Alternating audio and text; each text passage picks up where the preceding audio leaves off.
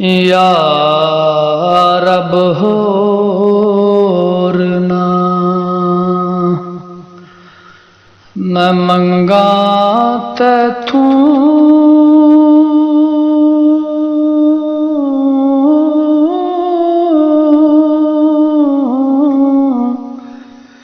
ते मैनू यार दे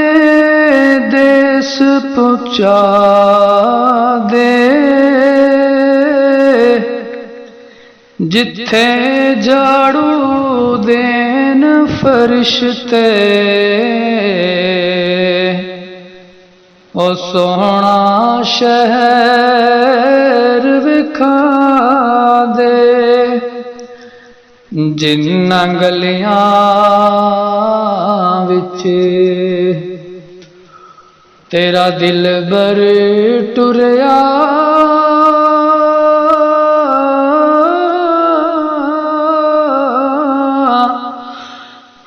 ना गलियां दी खाक बना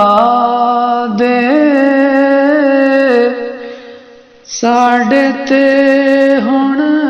तू करम कमावी सानू यार दी दीद करा दे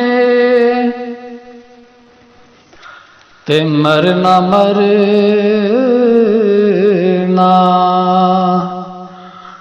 हर कोई आखे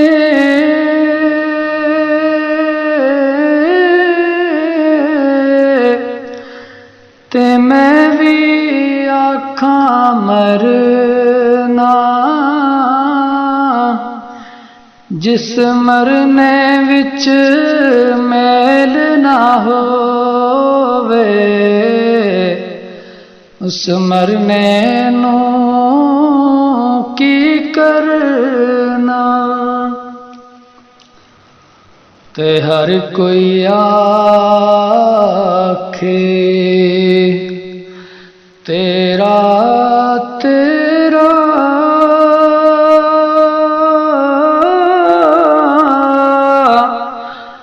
ते मैं भी आखा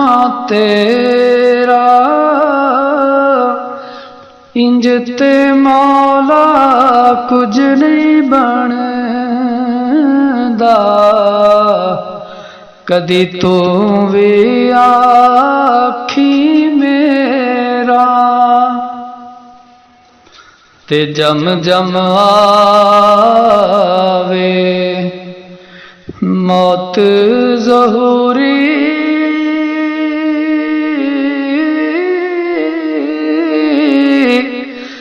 ते मेरियां अखियां बंद न करना शायद मेरा सोहना आवे मैं दीदार हुजूर दा करना शायद मेरा सोहना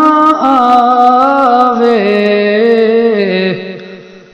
मैं दीदार हुजूर दा करना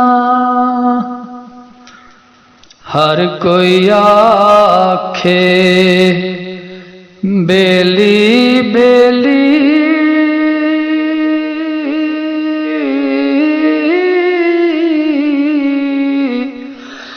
ते मैं भी आखा बेली उस वेले दा कोई ना बेली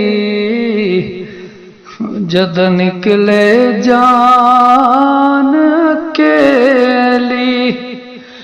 उस वेले दा कोई ना बेली जद निकले जान अकेली। अल्लाह पाक हमें दीन इस्लाम की तालीमात पर अमल करने की तौफीक अता फरमाए। तमाम मेंबरान से गुजारिश है कि हमारे चैनल को लाइक करें, सब्सक्राइब करें, शेयर करें और तमाम उम्मत की इस्लाह के लिए और अपने प्यारों के साथ इसकी तमाम वीडियोस को शेयर कीजिए तमाम वीडियोस को सुने, समझें, अमल की कोशिश करें। ये काम फी सबिलिल्लाह किया जा रहा है। अल्लाह पाक से दुआ है कि अल्लाह पाक हमें हमारे मिशन में कामयाब फरमाए और अल्लाह पाक हमारी ये अदना सी कावश अपनी अजीम और मुक़द्दस बारगाह में कबूल फरमाए। और जो मेंबरान हमारी वीडियोस को लाइक करते हैं, कमेंट्स करते हैं, सब्सक्राइब करते हैं और शेयर करते हैं, अल्लाह पाक उनको दीन और दुनिया दोनों में भलाइयाँ और कामयाबियाँ नसीब फरमाए और नबी पाक सल्लल्लाहु अलैहि वसल्लम का दीदार नसीब फरमाए और ईमान की मौत अता फरमाए। जाना तो इस दुनिया से हर एक नया ईमान के साथ, जिसको मौत मिल गई उसकी कब्र और हश्र दोनों समझ जाएंगे। अल्लाह पाक हमें अमल करने की ज़्यादा से ज़्यादा तौफीक अता फरमाए। अस्सलामु अलैकुम व रहमतुल्लाहि व बरकातुहू।